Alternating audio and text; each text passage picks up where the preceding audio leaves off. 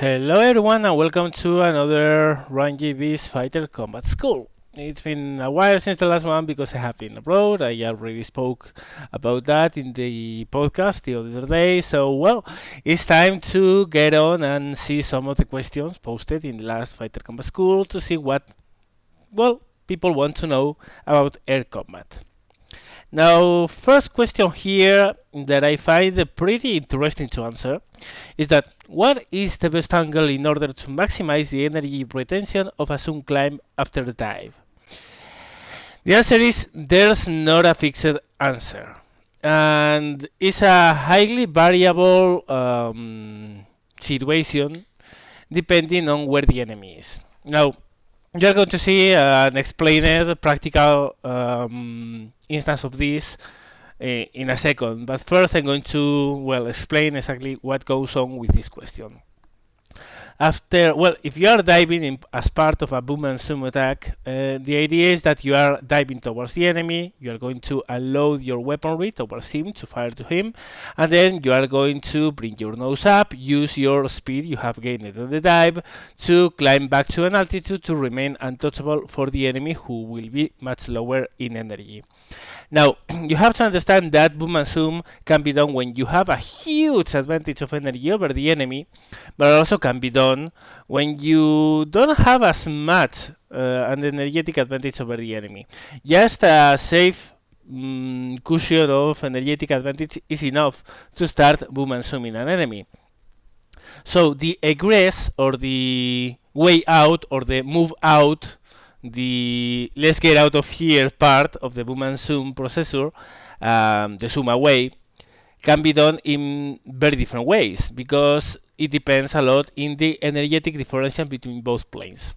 Now, if you have a lot more energy than the enemy, that means that you are going to come in, guns blazing at a huge speed advantage. You are going to surpass him super fast, and then you are going to move away super fast. So you are going to remain within his guns range for a very brief period of time. You come in, and before he can even turn his plane towards you to shoot at you, you are already out of his guns range.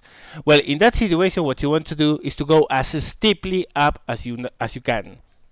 The idea is that when you have a huge energetic differentials over the enemy, you go as up as you can to trade your speed for altitude as immediately as possible to come back over the enemy once again, the soonest the better.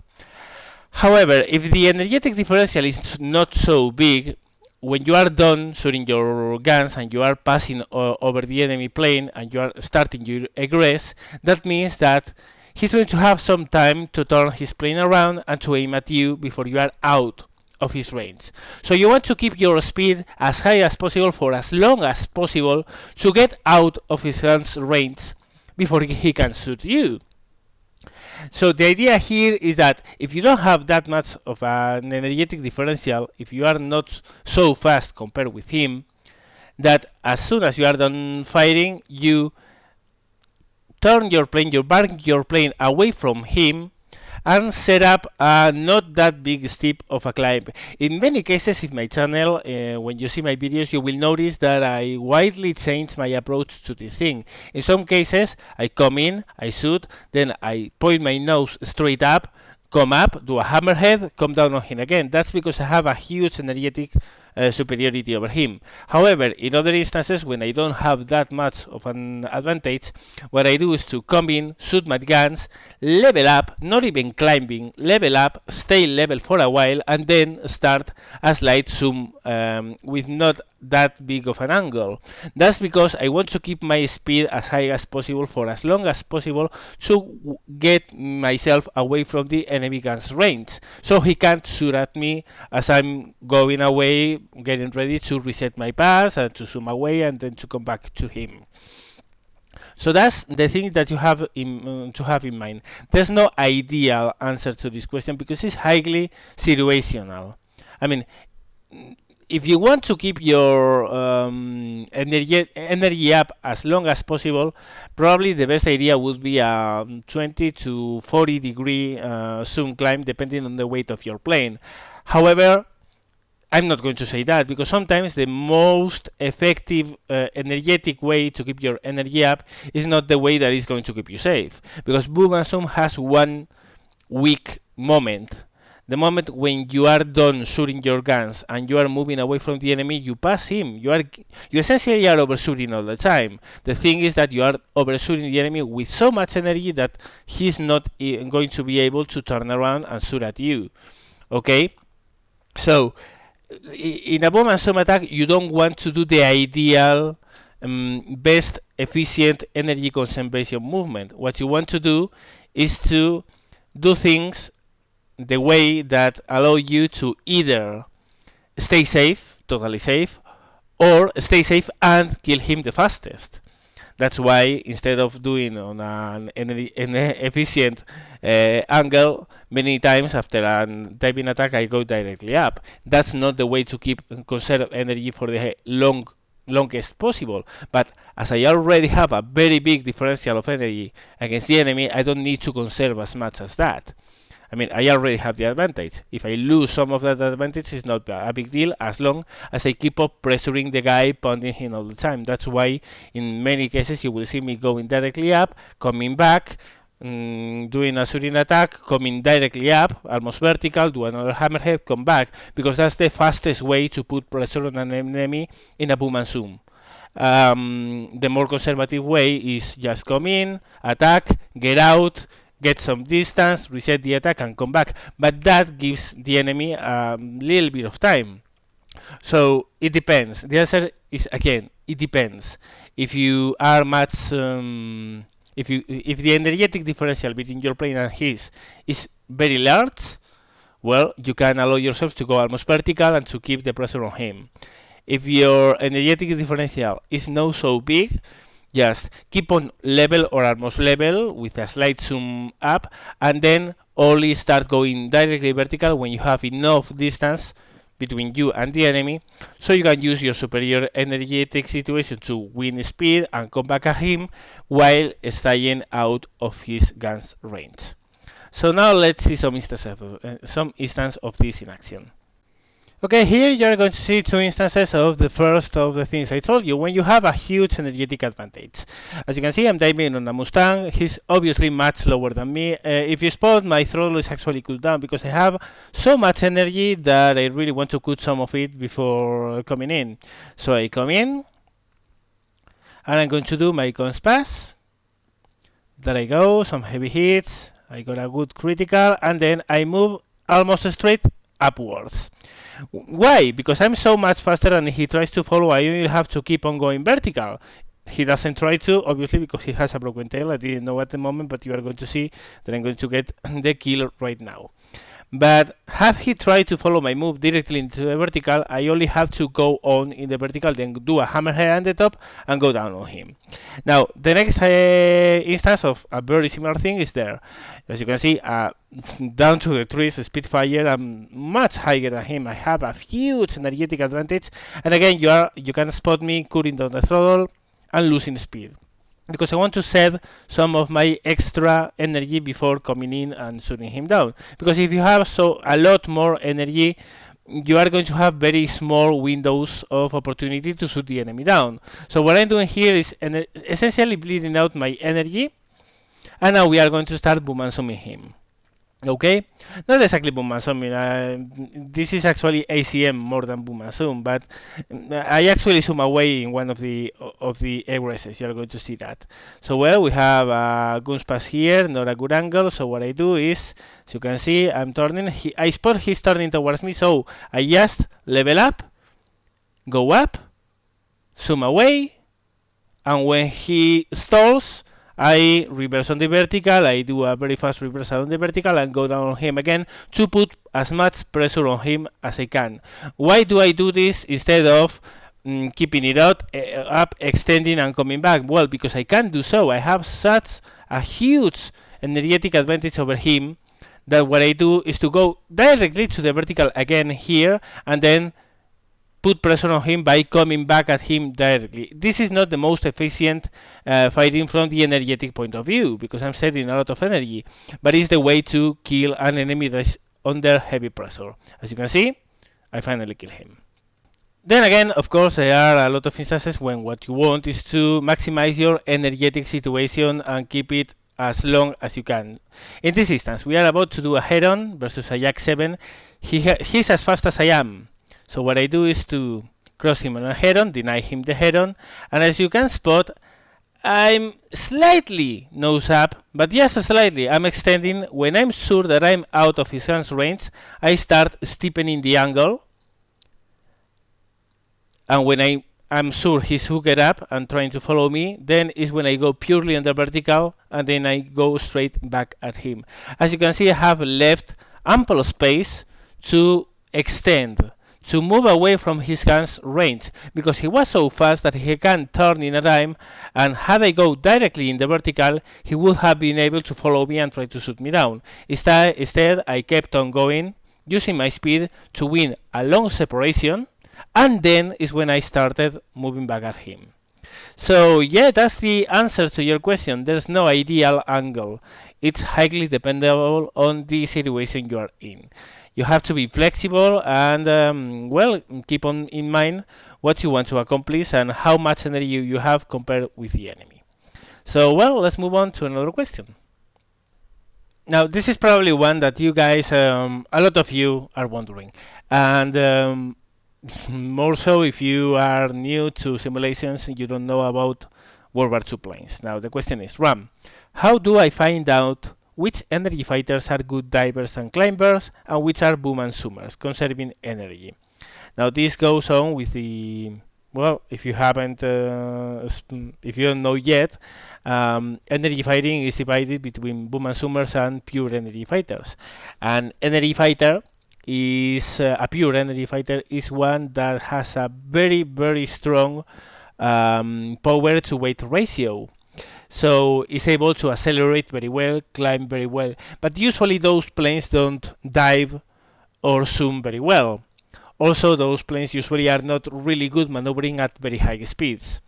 Then there's another branch of the family, which is the boom and zoomers, which are extremely heavy planes, which of course being so heavy they can't have a very good power to weight ratio, but that they use their inertia to maximize the extensions and the, well, what you have seen in the previous video, the ability to move in, move out, and keep the speed up all the time. Those planes are also very good at very high speed handling and maneuvering.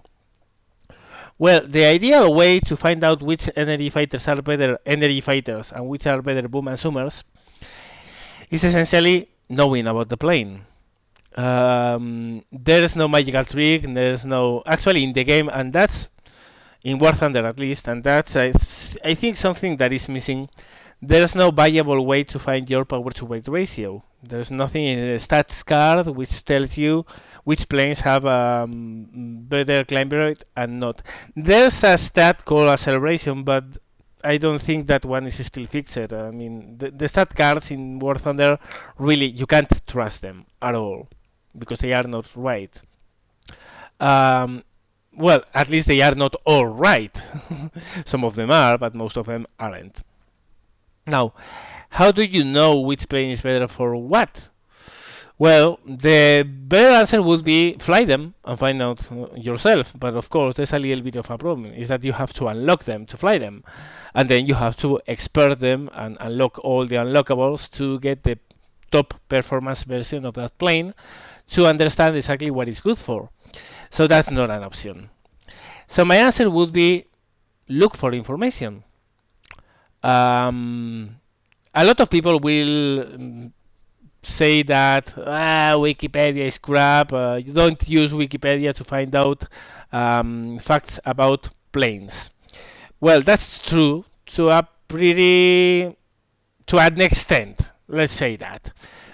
If you know nothing about planes, and if you don't know a given plane and what it's good for, Wikipedia is a good starting point. Now, don't take it as a Bible. Don't think what they say is gospel, because there's a lot of wrong stuff in Wikipedia. But for the basic capabilities of each plane, you can feel what they are good for. Now, instead of reading all the big information about each plane, which you can do and will be good because you will know more about the plane, Just go for the technical specs of the plane you are looking for. For instance, I want to know if I don't know, a Jack 9U was good or bad for boom and zoom. So what you are going to do is to go to Wikipedia, enter Jack 9U, go down to the specifications and the performance numbers, and look for engine power and weight. Okay? If the relationship between power and weight is very high, that plane is going to be a very good acceleration and climber, and as such is going to be a very good energy fighter in the pure term of climbing accelerating. If that plane is heavy and doesn't have that good of a power to weight ratio, then it's going to be a boom and zoomer. So for instance, let's take another example, P51D.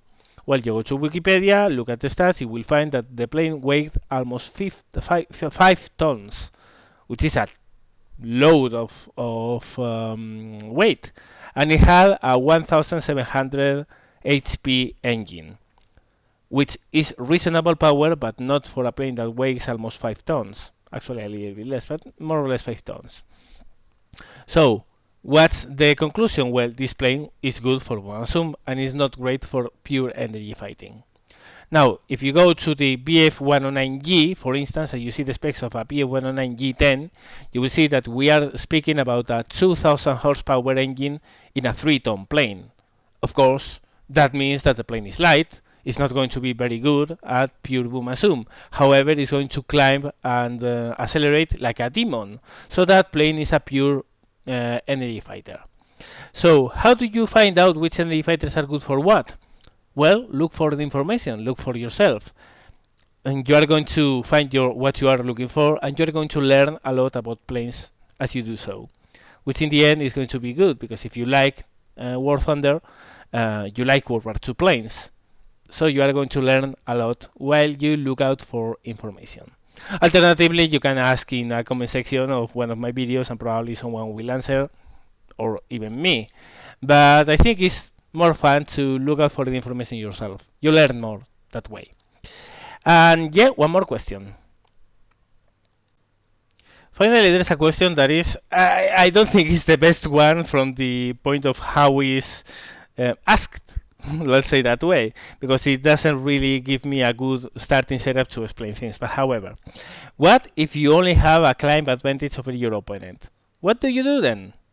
Well, I'm guessing that is how do you beat enemies when you only have a climb advantage? Well, if the enemy is faster, dives better, turns better, and is better at high speed handling, and you only have climb, what you have to do is point your nose up. It's as easy as that. Use your climb advantage. Keep your speed never over 300 kilometers per hour indicated. Ideally, 250, 300 is the best climbing speed for planes which are specialized in climbing, like the BF109, the Jack 9, well, planes like that which have very good power loadings. And what's the guys fall behind? I don't know if you guys like cyclism or cycling. Sorry. If you like cycling, you will see, well, when they are climbing up a mountain, one of the guys will start putting up a given rhythm. They will go boom, boom, boom, boom, boom. They won't change their rhythm at all. They simply are going at the same steady pace all the while going up. And a lot of other people fall behind because they can't follow. And they will lag behind, lag behind, lag behind, lag behind, because and the other guy will go on, and on, as if the whole business is not going for him. Okay, well, this is very, very similar. What you do is to climb, climb, climb, climb, keep on climbing, climb, climb, and when he's going to lag behind. I mean, you are earning more energy than what he is, because he doesn't climb very well. So while your energy is increasing at a given rate, his energy is increasing at a given rate which is lesser than yours. So after a while, what will happen is that you will be in a much better energetic situation. You will be higher than him, and he won't have as much energy than you. Then what you have to do is to return, reverse tables, come back on him, and destroy him. Now, do you want to see an instance of this? Well, there's a pretty good one of a video I have already shown in several other clips, but it's a good instance of this. So let's look at it. Now this is a good instance because it not only pits a plane that only climbs better than other and nothing else, it also starts with a huge energetic disadvantage. So I have to deal with a plane that turns better than me, dives better than me, zooms better than me, and turns better than me, but that I outclimb and out-accelerate it. So he has a lot more energy than me, so the first thing I do is to force him to bleed all that extra energy. I come up to him, meet him, cross him, and now he's used this energy to put himself behind me. Now I'm going to start a series of barrel rolls and rolling scissors to force him to break.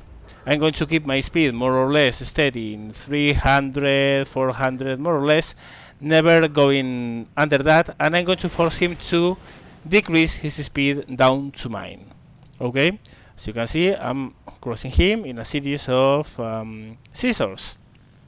Now, I could go out and try to win this close fight with these scissors, but instead what I do is to keep on going instead of coming back, because he's already slowed down to my own speed. So all I have to do is to complete my circle, steady up, wait for him to steady behind me.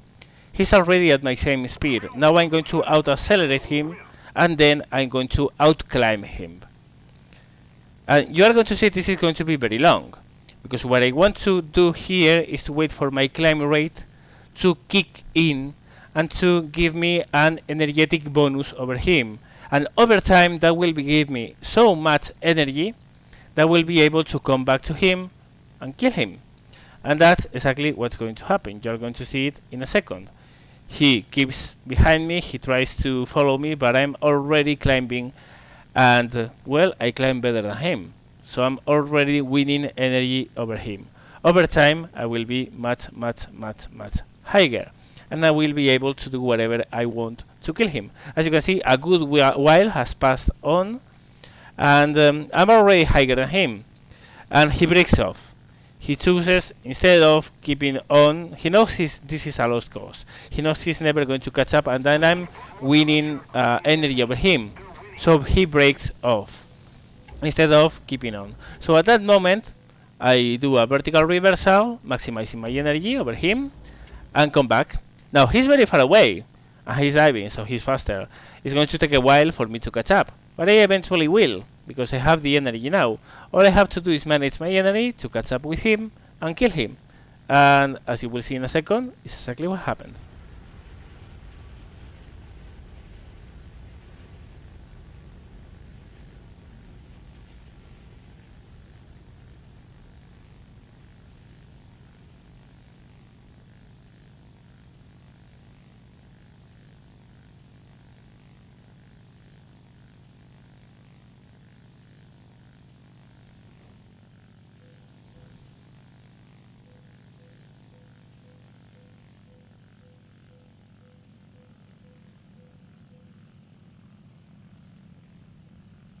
The enemy is winning. We must counterattack.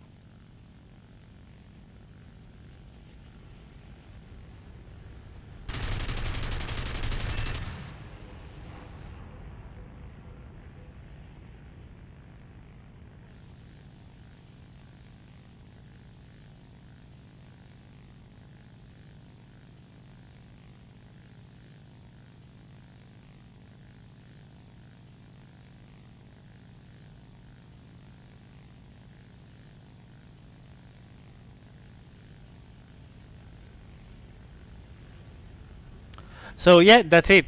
The question is what do you do if your plane only climbs better than the enemies?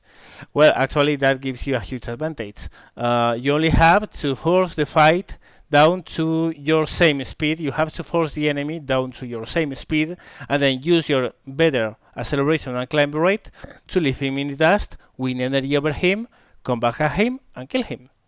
So well, yeah, that's going to it for this Fighter Combat School video. I hope you guys enjoyed, that you learned something. Then remember, if you want to ask whatever you want about World War II aviation, aircraft games, War Thunder, any simulation, whatever, just post the question down below, and I will see if I can answer it in yet another video. As always, thank you very much for watching, and see you later.